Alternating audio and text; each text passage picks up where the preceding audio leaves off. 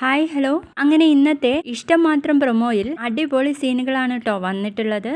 മഹേഷിനെ കണ്ടപ്പോൾ നമ്മുടെ ആദി മഹേഷിന്റെ അടുത്തേക്ക് ചെല്ലുകയും, മോനെ ആദി, നീ പോയെന്നാ അച്ഛൻ കരുതിയത് എന്ന് പറയുമ്പോഴേക്കും, അത് ശരി, ഞാനില്ലെന്ന് കരുതിയിട്ടാണ് നിങ്ങൾ നിങ്ങളുടെ പുതിയ ഭാര്യയോടൊപ്പം എന്തൊക്കെയായിരുന്നു രണ്ടുപേരും കൂടി, വെരി അഗ്ലി ഫെലോസ്. അപ്പൊ മഹേഷ് പറയുന്നുണ്ട്, മോനെ ആദി, എനിക്ക് അങ്ങനെയുള്ള ഒരു റിലേഷൻഷിപ്പും അവരുമായിട്ട് ഇല്ല എന്ന് പറയണേ. അപ്പൊ തീർത്തും തള്ളി പറയാണ് നമ്മുടെ ആദി, ഞാൻ കണ്ടതല്ലേ നിങ്ങൾ ഉല്ലസിച്ച് നടക്കുന്നതൊക്കെ.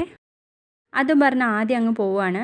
അപ്പോഴാണ് നമ്മുടെ ഇഷിതയാണെങ്കിൽ മഹേഷിനെയും തെരഞ്ഞ് അങ്ങോട്ടേക്ക് വരുന്നത്. മഹേഷ് ഇഷിതയെ കണ്ടതും, നീ എന്താ രചനയെ തള്ളിയിട്ടോ എന്ന് ചോദിക്കാട്ടോ. തള്ളിയിടുകയല്ല, ഞാൻ ഇനി തല്ലാനാ പോകുന്നത് എന്ന് പറയുമ്പോഴേക്കും മഹേഷ് ഇഷിതയെ അടിക്കാനായിട്ട് ഓങ്ങുന്നൊക്കെ ഉണ്ട്. അങ്ങനെ ആ ഫംഗ്ഷനിൽ നിന്ന് ആദിയെ കുട്ടി കൊണ്ടുവന്ന ആകാശ് മേനോൻ ആദിയോട് പറയുന്നുണ്ട്, എടാ നീ യുദ്ധം ജയിച്ചു വന്ന രാജാവാണടാ.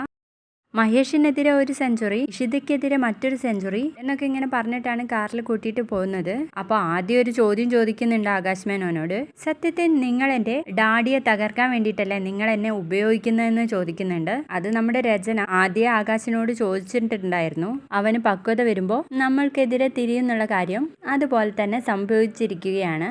അതിനുശേഷം നമ്മുടെ മഹേഷ് ആണെങ്കിൽ വീട്ടിൽ ചെന്നിട്ട് ചിപ്പിയോട് പറയും, മോളെ അമ്മ എന്നോട് സംസാരിക്കുന്നില്ല. അപ്പൊ ചിപ്പി പറയാണ്, അതെ, സൗന്ദര്യപ്പിണക്കായിരിക്കും, സ്നേഹമുള്ളടത്തല്ലേ സൗന്ദര്യപ്പിണക്കം ഉണ്ടാവുക എന്ന് ചോദിക്കാട്ടോ.